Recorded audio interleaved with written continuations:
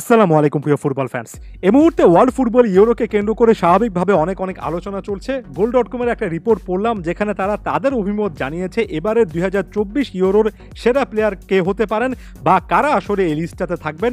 Football ফ্যাকের আজকের এই ভিডিওতে সেটা নিয়ে আলোচনা করছি। তবে নিশ্চয়ই আপনাদেরকে এই জিনিসটা বলে দিতে হবে না যে একটা প্ল্যাটফর্ম কি বলছে এটাই শেষ কথা নয়, এবং তার চেয়ে বড় কথা আগে আমরা যাই আলোচনা করি না কেন টুর্নামেন্টে যে কোনো কিছু দেখা যেতে পারে। আমরা জাস্ট একটা আলোচনা করছি কার কার চান্সেস আছে সেই জিনিসটা একটু দেখার চেষ্টা করছি। এর বাইরে কোনো নাম মনে পড়লে অবশ্যই সেটা মেনশন করে দেবেন। সবার আগে কিলিয়ান এমবাপ্পের কথা বলতে হবে। ফ্রান্সের কাছে সেরা একটা স্কোয়াড আছে এবং কিলিয়ান এমবাপ্পের জন্য এটা একেবারে পারফেক্ট একটা টাইম। এমবাপ্পে এবারের ইউরোটা রাঙাতেই পারেন, সব রকমের অ্যাবিলিটি তার আছে। দেখুন, কিলিয়ান এমবাপ্পে মাত্র কিছুদিন আগে বিশ্বকাপের সঙ্গে ইউরোকে যেভাবে কম্পেয়ার করে ফেলেন সেটার সঙ্গে একমত নই। এর আগে বিশ্বকাপের আগেও দক্ষিণ আমেরিকা অর্থাৎ আর্জেন্টিনা ব্রাজিলের ফুটবলকে কিছুটা হলো খাটো করে কথা বলেছেন, তার এমন টাইপের মন্তব্যের সঙ্গে কখনোই একমত নয়। তবে এই জিনিসটা একেবারে ভুলে যায় না এবং এই জিনিসটা মাথায় রাখতে হয় যে একজন প্লেয়ার হিসেবে কিলিয়ান এমবাপ্পে যে স্ট্যাটাসের এবং তিনি যেহেতু এখন পর্যন্ত ইউরো জেতেননি, এটার প্রতি তার যে একটা ক্ষুধা থাকবে সেখান থেকে তিনি যে স্টেটমেন্টগুলো দিচ্ছেন সকল কিছু মিলিয়ে একটা কথা বলতে হয়, এমবাপ্পের জন্য মঞ্চটা একেবারে সেট করা আছে। এই মুহূর্তে ক্লাব ফুটবলও যথেষ্ট নির্ভর হয়ে থাকবেন। আমার কাছে মনে হয় অনেক দিন থেকে Kylian Mbappe Paris Saint Germain ছাড়ার জন্য চেষ্টা করছিলেন।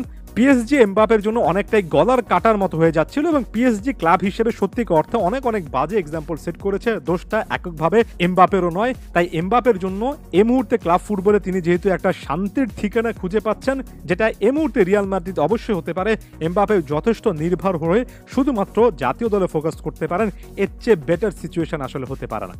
জুড বেলিংহামের কথা বলা হচ্ছে, ব্যালন ডিওরের লিস্টে বেশ ভালোভাবে আছেন ভিনিসিয়াস জুনিয়রের সঙ্গে। জুড বেলিংহাম খুবই ভালো একটা সিজন কাটিয়েছেন। ক্লাব ফুটবলে তার পারফরমেন্সটা অসাধারণ ছিল। অনেকেই কেন জানি গোল করছেন না দেখে জুড বেলিংহামকে সর্বশেষ ম্যাচগুলোতে হাইলি রেট করেননি। তবে আমার কাছে মনে হয় মাস্টার ক্লাস একটা সিজন কাটিয়েছেন।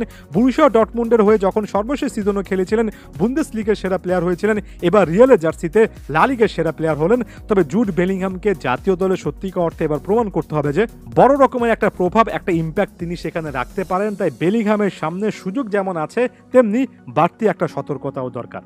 ইংল্যান্ডের কথা যেহেতু বলছি, ফিল ফোডেন এবার ম্যান সিটির জার্সিতে যে পারফরমেন্সটা দিয়েছেন, অনেকের কাছে ইম্প্যাক্টের জায়গা থেকে এর্লিং হল্যান্ড টপ স্কোরারকেও অনেকটুকু পেছনে ফেলেছেন।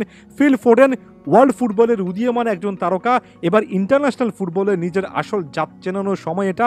এবং বেলিংহামের পাশাপাশি ফোডেন যদি জ্বলে উঠতে পারেন, ফাইনাল থার্ডে ইংল্যান্ডকে ঘিরে অনেক বলার কিছু থাকবে। ফিল ফোডেনের দিকেও আলাদা রকমের চোখ রাখতে হবে। গোল.কম আলাদা করে জামাল মুসিয়ালার কথা বলছে। যদিও মুসিয়ালা তার জায়গা থেকে বেস্ট পসিবল সিজন ক্লাব ফুটবলে কাটাননি, তবে জামাল মুসিয়ালাকে বলা হয় বায়ার্ন মিউনিখে অনেকটা লিওনেল মেসির মতো বা তার আশেপাশের কোনো একটা সার্ভিস তিনি দিতে পারেন। মেসির সঙ্গে কম্প্যারিজনটাকে একেবারে অবভিয়াস কোনো কিছু ধরছি না, তবে জামাল মুসিয়ালা সত্যিকার অর্থে জার্মানিকে ওই জিনিসটা প্রোভাইড করতে পারেন যেটা অনেক সিনিয়র প্লেয়াররা সাম্প্রতিক বছরগুলোতে অফার করতে পারেননি। আরো একজন জার্মানের কথা বলা হচ্ছে, টনি ক্রুসের কথা। এটা টনি ক্রুসের শেষ একটা মিশন, অলরেডি ক্লাব ফুটবলকে বিদায় জানিয়ে ফেলেছেন। টনি ক্রুস জার্মানির জার্সিতে আসলে জার্মানিকে কত কিছু দিয়েছেন সেটা নতুন করে কাউকে শেখানোর কিছু নেই। এবার রিটায়ারমেন্ট থেকে ফিরে এসেছেন এই একটা টুর্নামেন্ট খেলার জন্য।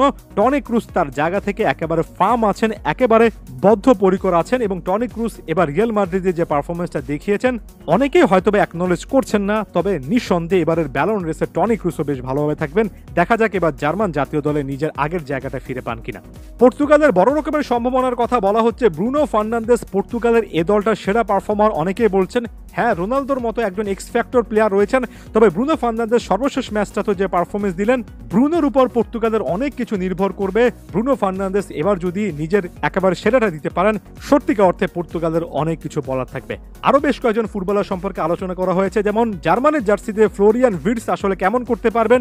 খুবই ইম্পর্টেন্ট একটা ফ্যাক্টর হচ্ছে, অনেকের কথা বলা হয়নি তবে ভুলে যাবেন না লামিন ইয়ামালের মতো ইয়াং ট্যালেন্টেড ফুটবলার রয়েছেন, তার দিকে বাড়তি একটা নজর রয়েছে। ক্রিস্টিয়ানো রোনালদো রয়েছেন, কেভিন ডি ব্রুইনার মতো প্লেয়ার রয়েছেন এবং খুবই specifically last but not the least হিসেবে বলতে চাই, গোলকিপারদের কথা সেভাবে আলোচনা করা হয়নি। তবে গতবার আমরা দেখেছি কিভাবে জিয়ান লুইজি ডোনারুমা ইতালিকে বারবার সেভ করেছিলেন, শেষ পর্যন্ত টুর্নামেন্টের সেরা প্লেয়ার হয়েছিলেন। তাই গোলকিপারদের দিকে আলাদা একটা নজর তো রাখতেই হচ্ছে। যাওয়ার আগে আপনাদের প্রতি প্রশ্ন থাকবে, আপনারা কোন প্লেয়ারের দিকে আলাদা করে নজর রাখছেন, কারা অনেক ভালো করতে পারেন এমন টাইপের একটা ধারণা করছেন, সেটাও জানাবেন। ধন্যবাদ সবাইকে।